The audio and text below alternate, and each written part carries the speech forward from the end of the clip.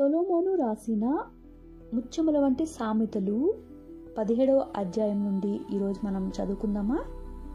రుచి అయిన భోజన పదార్థములున్నను కలహముతో కూడి ఉండిన ఇంట నుండుట కంటే నెమ్మది కలిగి ఉండి వట్టి రొట్టె ముక్క తినుట మేలు.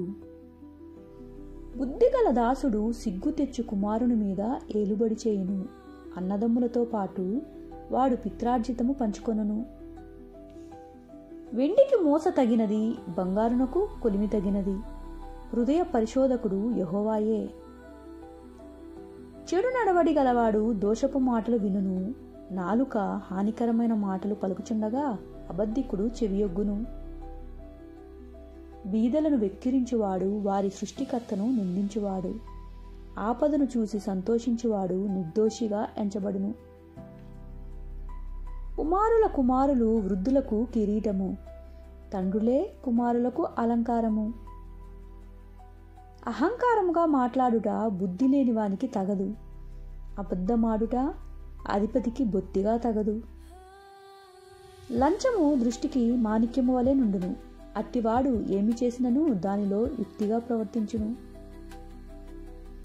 ప్రేమను వృద్ధి చేయగోరువాడు తప్పితములు దాచిపెట్టును. జరిగిన సంగతి మాటిమాటికి ఎత్తువాడు మిత్రభేదము చేయును. బుద్ధిహీనునికి 100 దెబ్బలు నాటునంతకంటే బుద్ధిమంతునికి ఒక్క గద్దింపు మాట లోతుగా నాటును. తిరుగుబాటు చేయువాడు కీడు చేయుటకే కోరును. అట్టివాని వెంట క్రూరదోత పంపబడును.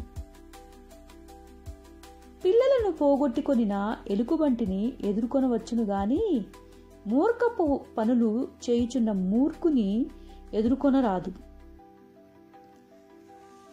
ఈరోజు మనం సామెతల నుండి 17వ అధ్యాయం 1వ వచనం నుండి 12 వచనములు తెలుసుకున్నాం. రేపు మిగతా వచనములు తెలుసుకోవచ్చు. నా ఛానల్ నచ్చినట్లయితే సబ్స్క్రైబ్ చేసుకోగలరు. మీ ఫ్రెండ్స్కి కూడా షేర్ చేసి వీలైతే లైక్ కామెంట్ కూడా చేయండి.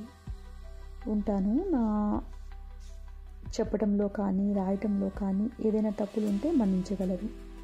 ఇట్లు మీ అనుశ్రీ మెండు. Thank you.